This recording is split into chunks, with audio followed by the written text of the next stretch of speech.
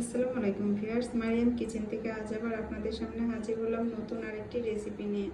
আজকে আমি আপনাদেরকে করে দেখাবো তিলের পিঠা। চলুন তাহলে রেসিপিটি শুরু করি। আমি প্রথমে একটি ডিম দিয়ে দিচ্ছি বাটিতে। ডিমটা আগে থেকে ফ্রিজ থেকে বের করে রাখবেন। আর আমি এখানে চিনির গুঁড়াটা ইউজ করতেছি, আপনারা চাইলে চিনিটাও ইউজ করতে পারেন। গুঁড়োটা ইউজ করলে চিনিটা দ্রুত ডিমের সাথে মিক্সড হয়ে যাবে। আর আমি দিয়ে দিচ্ছি ঘি। ঘি দেওয়ার কারণে পিঠাটা অনেক সুন্দর একটা আসবে, গ্রান আসবে, আর স্বাদটাও অনেক গুণে বেড়ে যাবে। আমি এটা ভালো করে এখন মিক্সড করে নেব।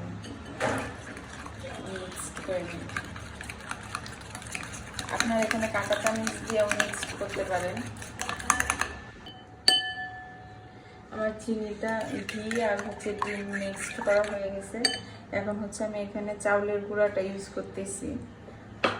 আমার এটা কিনা, আপনারা চাইলে বাসায় গুঁড়ো করে নিতে পারেন আতপ চাল।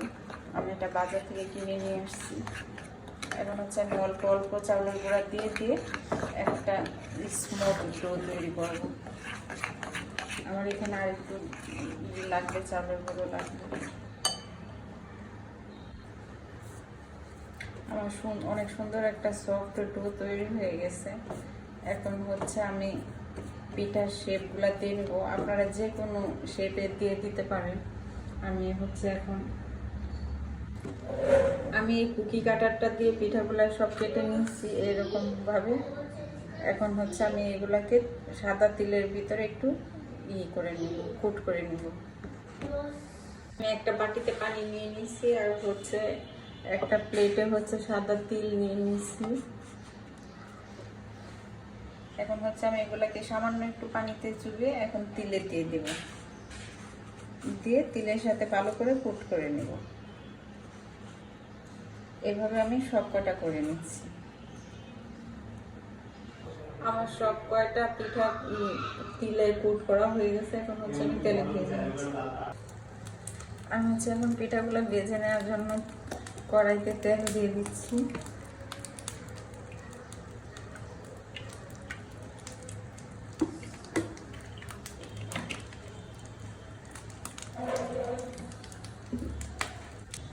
আমি এখন এক এক করে পিঠাগুলো দিয়ে দিচ্ছি।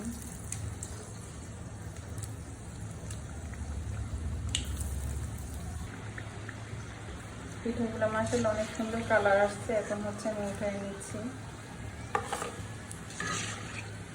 আমি বাকি পিঠাগুলো ওইভাবে ভেজে নেব। আমার ঝটপট তৈরি হয়ে গেল তিলের পিঠা। সবাই বাসায় এইভাবে ট্রাই করবেন। কেমন হয়েছে কমেন্টসে জানাবেন। ভিডিওটা ভালো লাগলে শেয়ার করে দেবেন। সবাই ভালো থাকবেন, সুস্থ থাকবেন, নিজের যত্ন নেবেন, নিজেকে ভালোবাসবেন, প্রাণ খুলে হাসবেন। আল্লাহ হাফিজ।